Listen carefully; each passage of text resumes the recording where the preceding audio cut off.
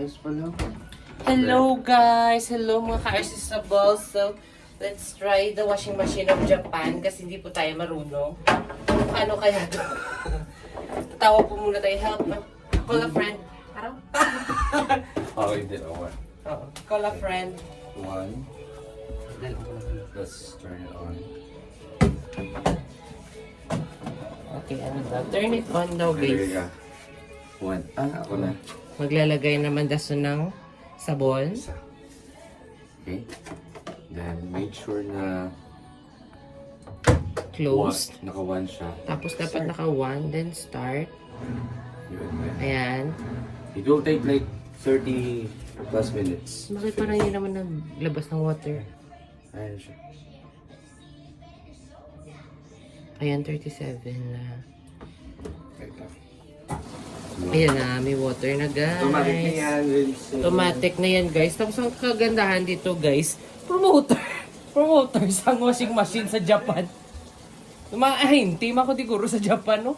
Ano lang ako, washing. Ito, dediretso siya ng wash.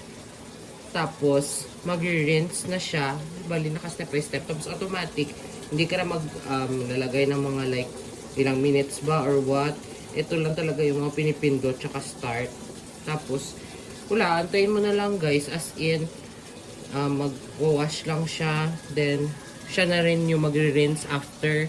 Then, parang clean dry. Yun lang talaga guys. Kasi wala talaga kaproblema. Hindi ka dito magkakaano.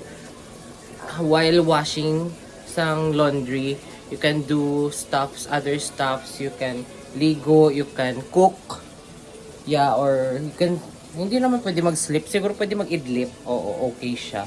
As in guys, kaganda-ganda talaga dito. Promise. I recommend Hotel 11 Tenkaku. Na ito yung isi-stay nyo dito. Kasi spacious naman siya. Very safe.